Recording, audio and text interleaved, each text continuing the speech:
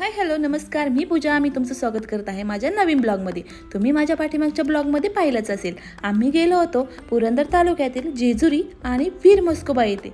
तर ते तुम्ही ब्लॉग पाहिले नसतील तर तुम्ही नक्की जाऊन पहा. चला तर मग.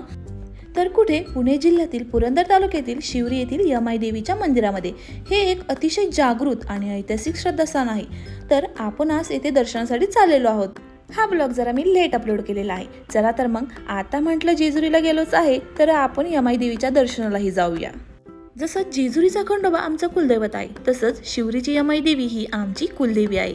हे मंदिर जेजुरीपासून साधारण 8 ते 9 किलोमीटर आहे. येथे जाण्यासाठी जास्तीत जास्त 10 ते 12 मिनिटं लागतात. यमाई देवी हे शिव पार्वतीचे यांचे एकत्रित रूप मानले जाते. तसेच महाराष्ट्राची कुलस्वामिनी तुळजाभवानीची मोठी बहीणही मानली जाते. हे मंदिर पुणे पंढरपूर पालखी मार्गावर सासवड आणि जेजुरी दरम्यान वसलेले आहे. मंदिरामध्ये वर्षभर विविध सण आणि उत्सव उत्साहाने साजरे केले जातात. चैत्रवद्य अष्टमीला देवीची 3 दिवसाची वार्षिक यात्रा भरते आणि या काळात राज्यभरातून हजारो भाविक दर्शनासाठी येतात. या यात्रेसाठी शिंगणापूर देवस्थानाकडून देवीला साडी आणि चोळीची मानाची कावड येते. या परंपरा शेकडो वर्षापासून जपली गेली आहे.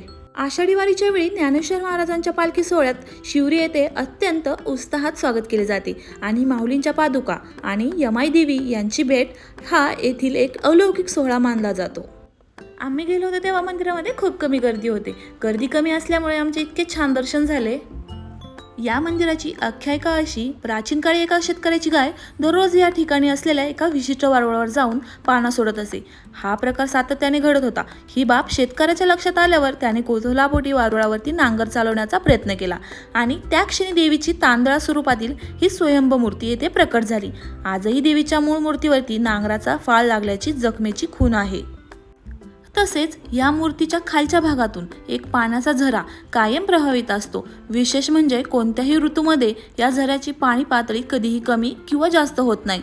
हे तीर्थ अंगाला लावल्यास त्वचा रोग बरे होतात अशी भाविकांची श्रद्धा आहे. शारदीय नवरात्रीच्या 9 दिवसात देवीचा उत्सव मोठ्या प्रमाणावर साजरा होतो. दर पौर्णिमेला इथे भंडाऱ्याचे आयोजन करून संपूर्ण गावाला महाप्रसाद वाटला जातो. तसेच दररोज सकाळी 5:30 वाजता आणि 3 सांजेला नगारा वाजवून देवीची सेवा केली जाते आणि सकाळी 6:15 वाजता देवीची आरती होते. मंगळवारी व शुक्रवारी कण्हेरीची फुलांचा कौल लावण्याची येथे प्रथा आहे. विशिष्ट म्हणजे यमाई देवी मंदिराचे धार्मिक ऐतिहासिक महत्त्व आणि भाविकांची वाढती संख्या विचारात घेऊन महाराष्ट्र सरकारने या मंदिराला ब वर्ग तीर्थक्षेत्राचा दर्जा दिला आहे. चला तर मग, आमचं खूप असं मस्त दर्शन झालेलं आहे. तुम्हाला मंदिराची माहिती कशी वाटली मला कमेंटमध्ये नक्की सांगा आणि लाईक करायला विसरू नका. तसेच तुम्हाला माझे नवनवीन ब्लॉग पाहिजे असतील तर माझ्या चॅनलला सबस्क्राईब करा. चला तर मग, बाय.